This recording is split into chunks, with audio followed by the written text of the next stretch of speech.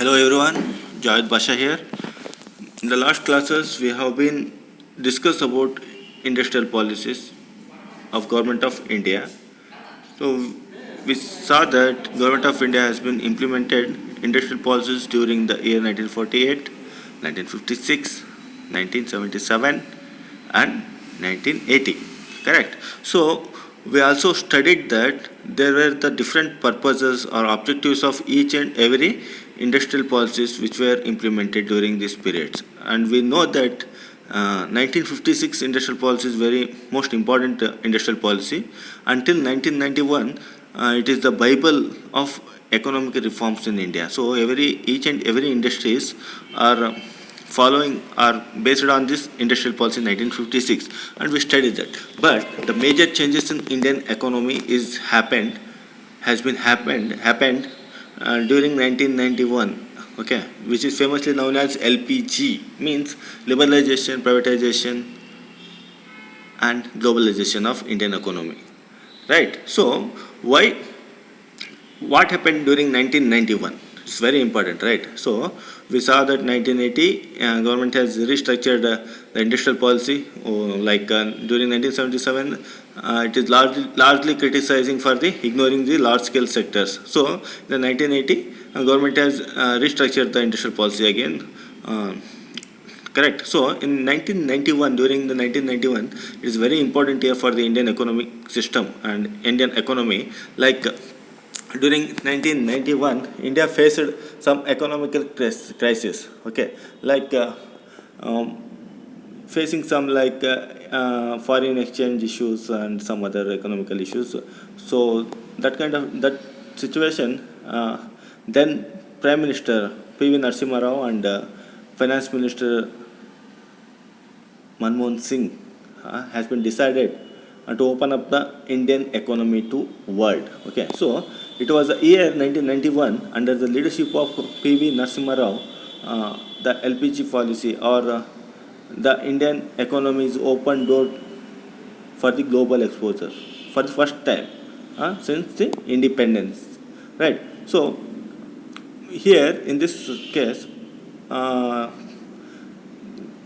government means here P.V. Narasimha Rao government reduced the import duties, opened resort sector for the private players, okay, and devalued the Indian currency to increase the export. Okay, so this model is famously known as LPG model of growth. Okay, so new economic policy refers to the economic liberalization or relaxation in both import tariffs, deregulation of markets, or opening the market for private and foreign players. Okay, and reduction of the taxes to expand the economic wing of the country. Okay, so here it is important to note that government announced the new economic policy on July 24th, 1991. So in 1991, as we told, due to the foreign exchange issues or the balance of payment crisis, India had to pledge 20 tons of gold to Union Bank of Switzerland and 47 tons of gold to the Bank of England as part of the bailout deal with the International Monetary Fund. Okay, so this was the situation due to which India opened up their economy to the world. Okay, so again this famous model we called as LPG model of growth. Okay, so what is LPG? So it is very important to know what is LPG, what you mean by liberalization, what you mean by privatization, what you mean by globalization, right? So here first one, what do you mean by liberalization? Okay, liberalization refers to the process of making policies less constraining of economic activity and also reduction of tariff or removal of non-tariff barriers. Okay, liberalization means allowing or creating such situation where each and every business entity can perform the business activities freely. Okay, by the way of reducing tariffs, removal of non-tariff barriers in the international business or in local business. Okay, first thing is reducing the tariff and removal of non-tariff barriers. Okay, and liberalization of other business related policies acts in country. Right. So liberalization nothing but it is the creating a free zone. Okay, creating opportunities, okay, right, by the way of reducing the tariff and removal of non-tariff barriers. That's it. Then, what is privatization? Okay, privatization refers to the transfer of ownership of property or business from a government to a private owned entity. Here, privatization of business is a very crucial step. Okay, we know that since independence India, there are 1948 industrial policy, 56, 77, 80 policy. We know that how government has been focus on public sector growth, and after 1977, during 1977 and 1980, government is mainly focused on small and medium scale business growth, but they never thought of changing the ownership, because because we, like everything is not controlled by the government, or somehow the private people are interested to do something, means they are able to change the scenario of business. Okay, so in this situation it is important to transfer the ownership. Otherwise it is important to allow private people to participate in private sectors, okay, or in that particular sector which is closed for the private people. Here in this privatization concept, government is allowed to start the business, or government is allowed to transfer the ownership of property or business which belong to government, which is transferred to the private owned entity or any of the private people, right? So then next, what is globalization? It refers to the expansion of economic activities across political boundaries of nation states. More importantly, it refers economic interdependence between countries in the world economy. Here, globalization refers to the opening expansion of economic activity across the border. Okay, here crossing the one country's border. Okay, here establishing the business around the world, or offering to start a business in the home country, means in India. Okay, here Indian government offers land, basic needs of business, land, labor, capital, and other some tax concession facilities to start their business in the country. Okay, or Indian companies goes international. Okay, they started their business across the world. Okay, we see that say for example Infosys, Wipro, Tata, Reliance. There are few we can name that the companies which goes global. Right, here globalization means here the agreements or the contracts between the countries in the international level were reduced or abolished. Okay, here free flow of movement of people, of technology, or any of the necessary elements of business. Okay, so for which we call that globalization, right? So first we are going to study about liberalization. Okay, here liberalization means we saw that liberalization means it refers to the process of making policies less constraint. Okay, creating the free zone for the business activity in the country. Okay, so like we are measuring on the basis of a free determination of interest rate by the commercial banks. Okay, here it is nothing but commercial banks are starting the wings, or they are providing the loans for the businessmen on less interest basis. Okay, they are not burdening the business people by providing higher interest rate. Okay, they are creating a zone for every businessman to work properly and freely. Okay, like in the way of providing less interest rate loans. Okay, long term loans. Okay, these are some liberalization measures. Okay, then the increase in the investment limit for the small scale industries. Okay, so we saw that during 1977 and 1980, on the basis of investment, government of India categorized industries like small scale, tiny sector, cottage industries, right? So here during the 1991 policy, the investment level in limit level increases for the small scale industries. Okay, even it helps them to work properly or work efficiently, utilize the resources efficiently. Then freedom to import capital goods. Okay, the most important thing. We know that in our country, during 80s, 90s, our country is mainly depending on some USA, Japan, Korean countries for the technology, right? Okay, and they are charging the huge tariff rates for the export. Okay, So here the technology become costly for the Indian business persons, entrepreneurs. So here due to liberalization policies, it create freedom to import capital goods from the other countries. That okay. Then it also creates freedom for expansion and production to industries. Okay, freedom of expansion and production to increase. Before that, we know that as per the Indian Licensing Act 1951. So if every company wants to expand the production unit or start a new production unit, it must take license from the local concerned authority or from the government. So here in the liberalization measure, it provides some freedom to the entrepreneurs. Okay, they can expand the industries at any point of time. Okay, then abolition of restrictive trade practices. Okay, here we know that MRTP Act 1969, which is established due to mainly reduce the monopoly, right? So here in the liberalization measures, so here the mainly they are restrictive trade practices. Okay, here the main intention is to doesn't create a monopolistic market in the industry. Okay, everyone should be free to work. Okay, everyone should be free to work and everyone get equal opportunity.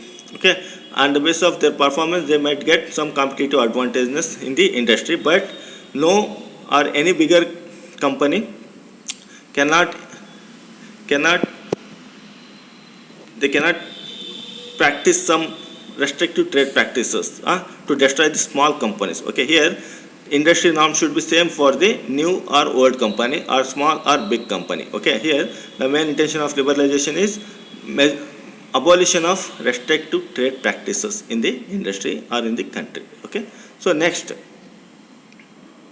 privatization. Okay, here privatization, we saw that it is nothing but transferring of ownership from the public sector to the private sector people. Okay, right.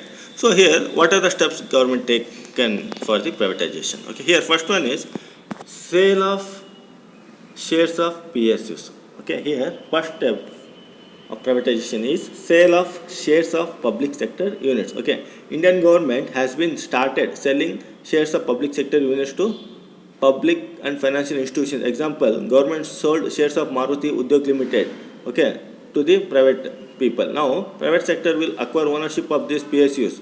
The share of private sector has increased from 45% to 55%. Okay, we know that